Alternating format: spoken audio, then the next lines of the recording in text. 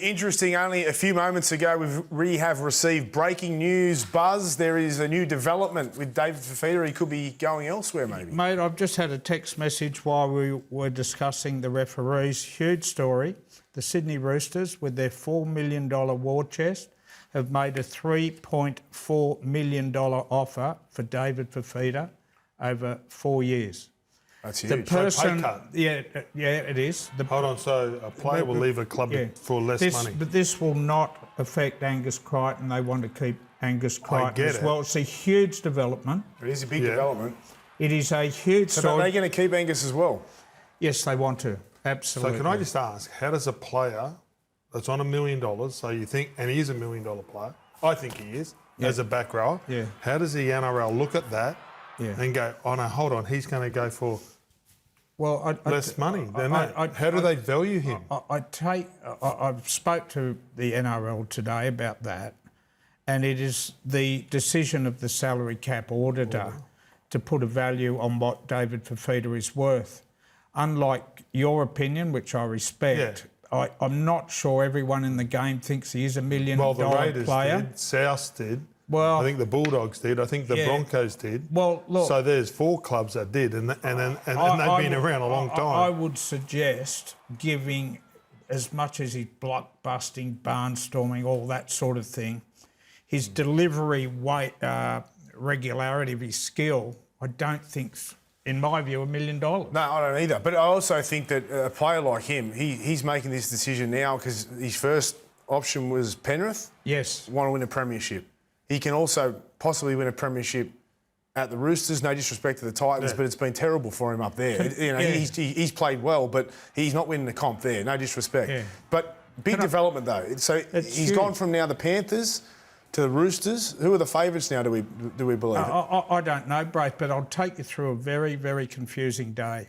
The story was broken this morning that Penrith were going to offer him $850,000 a year over 3 years with the Fisher-Harris money, okay?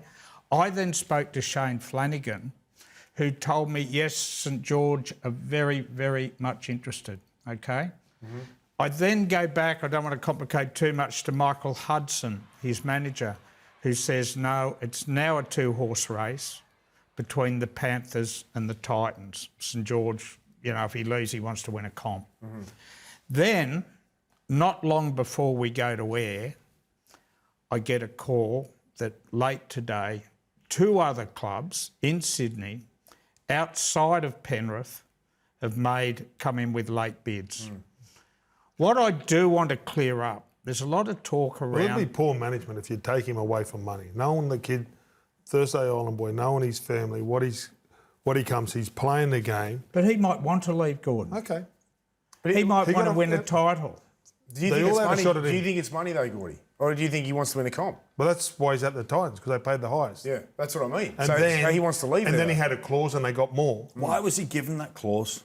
I don't know. Every player has. Maybe only clause. He had a clause with the coach as well. Yeah. Was it Justin I know we're going to get into this, but I think that the management of football clubs just deny these crazy clauses. Soon Santa Claus will be in one of them. Like, it just...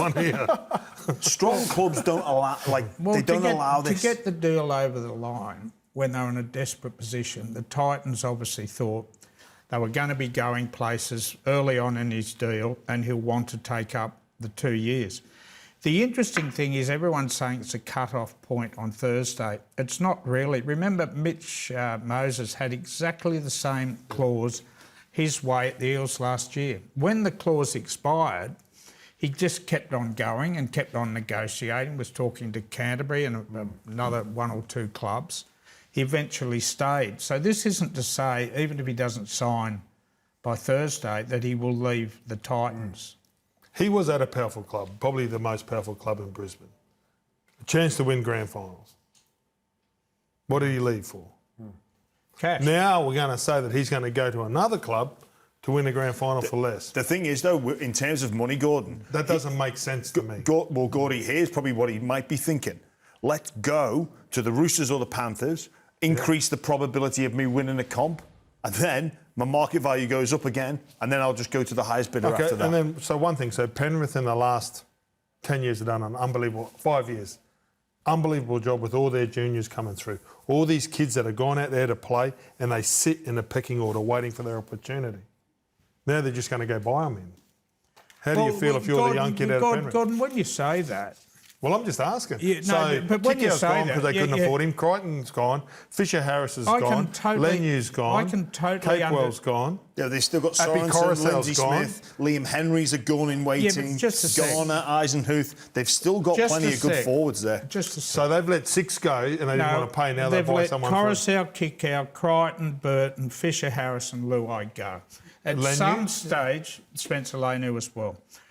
At some stage, the pressure on their development system and their pathways just bursts, and they don't have a big second row forward like they had with Billy Kickout. It's not a like-for-like replacement with Fisher Harris.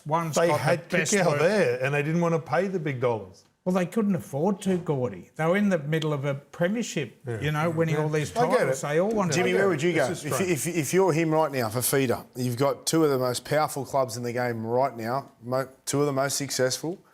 If you're him, which team are you going to? Penrith or the Roosters? Whoever presents the best. In what way? What does that look like? Well, I think just obviously that's a question without notice. Just thinking on the spot, Penrith. Because I think looking at the Roosters, I think their window is now. I think like most people, there's some concerns around their roster moving forward with some high-profile players moving on. I think if you look at the Penrith Panthers, they are set up for success and continued success. Where I think you look at probability. If his goal is to win the premiership within this deal, I think the probability of that happening, the odds are shorter at the Penrith Panthers as opposed to at the Sydney Roosters. So